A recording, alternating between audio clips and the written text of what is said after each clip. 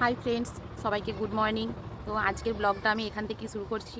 এখন বাজে 8:45 মতো। আমি আমার বেটু সবাই ঘুম থেকে উঠে গেছি। আর ওর পাপা এসছে আজকে। ওর পাপা খেয়ে দিয়ে স্কুলে চলে গেছে। এখন বেটুরও খাওয়া রেডি হচ্ছে। তো বেটুকে খাওয়াবো, বেটুকে খাইয়ে আবার তোমাদের সঙ্গে দেখা হচ্ছে। বাই। আমি তো এদিকে খাওয়া রেডি করছিলাম আর ও দিদুনের সঙ্গে একটু ঘুরছিল। বেটু এখন খাচ্ছে। বেটু কি খাচ্ছ?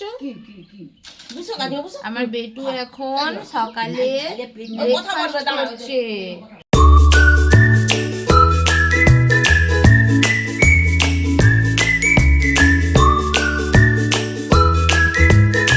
এই দেখো বন্ধুরা, মা সকালে বাজারে গেছিল, পালং শাক আর কলমি শাক নিয়ে এসছে। তো তেমন কোনো কাজ ছিল না, তাই ভাবলাম বসে বসে শাকগুলো বেছে দিই। কলমি শাকগুলো আজকেই ভাজা খাওয়া হবে আর পালং শাকগুলো থাকবে। তো ওখান থেকে একটা দুটো পাতা নিয়ে আমার বেটুকে আমি পালং শাক খাওয়াই, তাই ওখান থেকে নেবো একটু।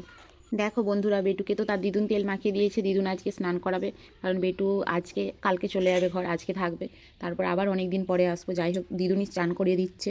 আর তো ঘরে গিয়ে আমি চান করাবো বা ঠাম্মি চান করিয়ে দেবে।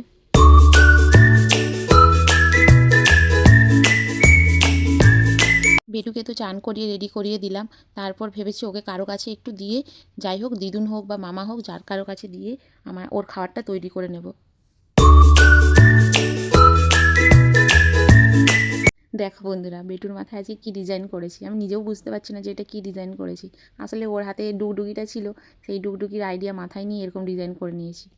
যাই হোক, আমি ওর খাবারটা এদিকে রেডি করে নিচ্ছি আর ওকে দিয়ে এসেছি ওর মামার কাছে। ওর মামা ওকে একটু ঘোরাক, তারপর আমি এই টাইমে খাবারটা রেডি করে নিই।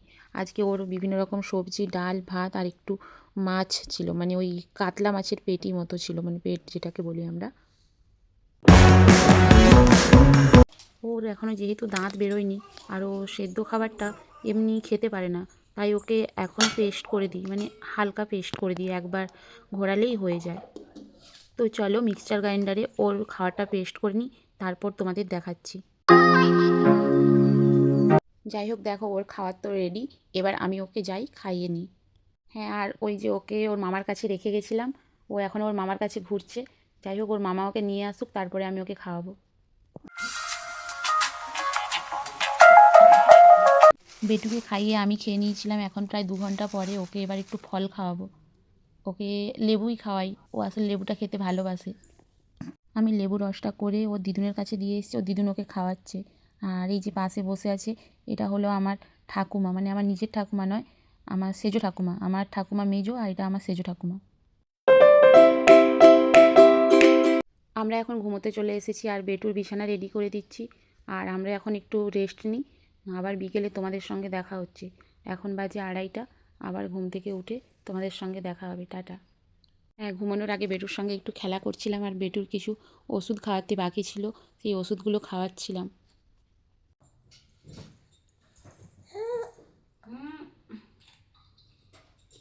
টাটা করে দাও, টাটা। আমরা এখন একটু ঘুমিয়ে নিই। আমরা ঘুম থেকে উঠে গেছি বিকেলবেলা, প্রায় সন্ধে হয়ে এসছে আর ওর পাপা স্কুল থেকে আসছে আর ওর দিদুনও দোকান গিয়েছে। তো আমরা একটু ভাবলাম এগিয়ে যাই, বেটুরও একটু ঘোরা হয়ে যাবে বিকেলবেলা, যতক্ষণ আলো থাকবে। চলো রেডি হয়ে নিই।